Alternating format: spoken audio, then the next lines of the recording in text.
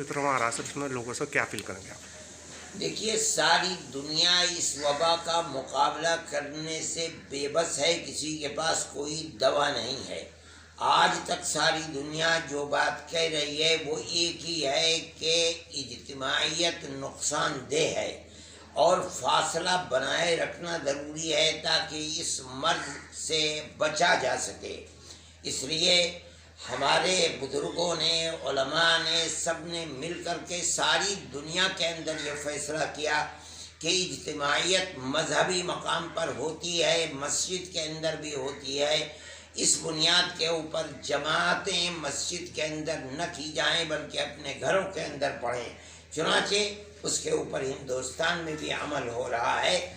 अब सामने रमज़ान का महीना है जो बड़ी खैर व बरकत का महीना है और मुसलमान अल्लाह की रहमत और उसकी मग़फ़िरत को हासिल करने के लिए रमज़ान में इज्तिमाइयत करते हैं और मस्जिदों के अंदर मजमा होता है। लेकिन चूँकि मौजूदा सूरत हाल इंतहाई गंभीर है और मर्ज़ हिंदुस्तान के अंदर भी बढ़ता चला जा रहा है, बचने के लिए ये ज़रूरी है कि तरावीह का एहतमाम ख़ास तौर पर जिस तरह हम अब तक मस्जिदों से अलग होकर के जमात करते हैं, इसी तरह तरावीह को भी अपने घरों के अंदर पढ़ा जाए।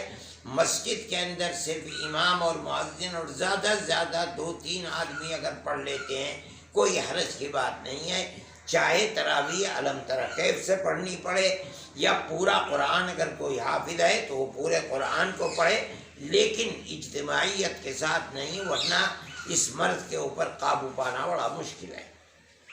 मिलेट टाइम्स की वीडियोस देखने के लिए यहाँ क्लिक करके सब्सक्राइब करें और हाँ, बेल आइकन जरूर दबाएं। अगर फेसबुक पर देख रहे हैं तो पेज लाइक करें। ताज़ा तरीन खबरों और मज़ामीन के लिए विजिट करें हमारी वेबसाइट www.millettimes.com। हमारी ये वेबसाइट उर्दू, हिंदी, इंग्लिश तीनों लैंग्वेज में मौजूद है।